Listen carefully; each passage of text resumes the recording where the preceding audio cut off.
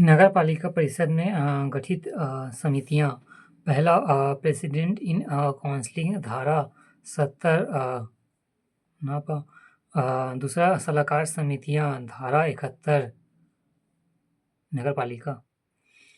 तीसरा परामर्श के लिए गठित विशेष समितियां धारा 72 नगरपालिका। चौथा वार्ड समितियां धारा 72 का नगरपालिका। पांचवा मोहल्ला समितियां धारा 72 ख नगरपालिका। नोट: अपील समिति केवल नगरपालिका परिषदों में ही होती है।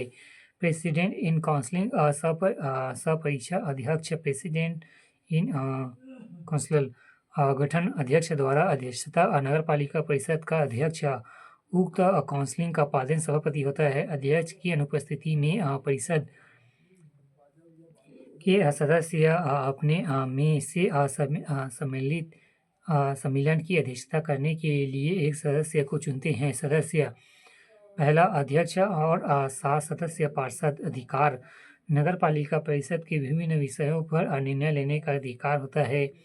कार्यकाल: प्रेसिडेंट इन काउंसिलिंग के सदस्य नगरपालिका परिषद के अध्यक्ष के प्रसाद पर्यंत अपने पद पर बने रहते हैं। विभाग: प्रेसिडेंट इन काउंसिलिंग में निम्नलिखित विभाग होते हैं।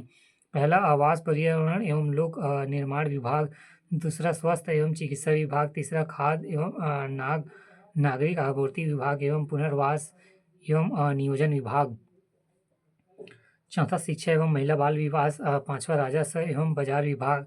छठवां जलीय कार्य विभाग एवं सातवां विधि एवं सामान्य प्रशासन विभाग। विशेष: विभिन्न विभागों का बंटवारा अध्यक्ष द्वारा किया जाता है। सलाहकार समितियां एडवाइजरी कमेटी।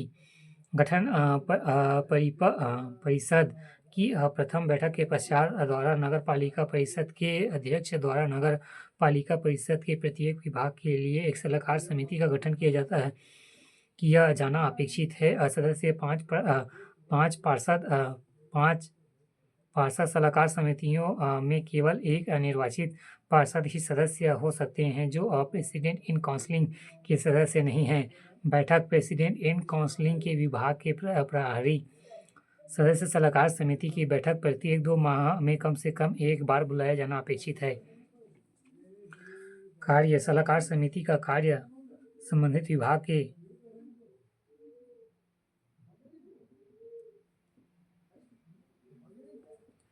कार्यकलापों के संबंध में सलाह या सुझाव देने का है। वह विभाग से संबंधित किसी विषय पर स्वतंत्र रूप से कोई निर्णय नहीं ले सकती।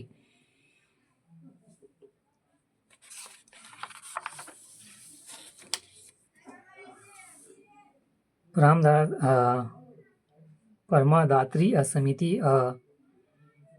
कंसल्टेटिव कमेटी कहाँ? प्रत्येक नगरपालिका परिषद में एक परमादात्री समिति होगी। कार्य: आवश्यकता अनुसार किसी मामले की जांच करने एवं रिपोर्ट देने या किसी विषय वस्तु पर राय देने हेतु सदस्य पार्षद। नोट: सामान्य परिस्थिति में परमादात्री समिति का गठन नहीं किया जाता है।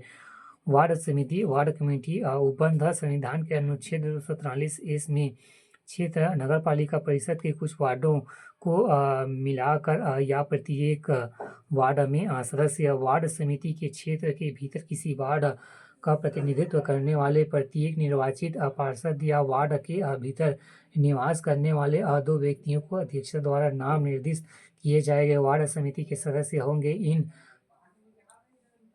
इस प्रकार का नाम निर्दिष्ट व्यक्तियों को मत देने का अधिकार नहीं होगा। अध्यक्ष सदस्यों में से किसी एक सदस्य को नामित करते हैं। मोहल्ला समितियां गठन: प्रत्येक नगरीय निकाय के निर्वाचन के पश्चात प्रथम सम्मेलन की तिथि से यथा संभव शीघ्र मोहल्ला समिति का गठन किया जाएगा।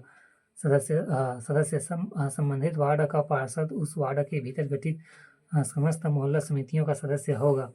उद्देश्य: नगरीय निकाय द्वारा प्रदाय की जाने वाली सेवाओं और सुविधाओं के संचालन और सराहना में नागरिकों से संवाद की एक संस्थागत व्यवस्था हो। यह संवाद विभिन्न वार्डों में गठित मोहल्ला समितियों के पदाधिकारियों के माध्यम से किया जाना परिकल्पित है।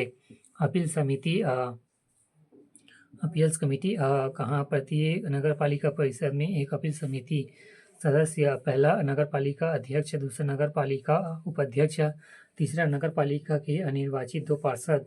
अध्यक्ष नगर पालिका परिषद का अध्यक्ष पार्षद सभापति होगा। नोट: नगर पंचायत में अपील समिति के गठन का प्रावधान नहीं है। समिति का सभापति चेयरमैन ऑफ कम्युनिटी अध्यक्षता। समिति जिसका सदस्य अध्यक्षता है या समिति जिसका सदस्य उपाध्यक्ष है, अध्यक्ष की उपस्थिति में या निर्वाचित पार्षदों में से किसी एक को उस समिति का सभापति निर्वाचित करते हैं। ऐसी समिति जिसका सदस्य अध्यक्ष या उपाध्यक्ष नहीं है।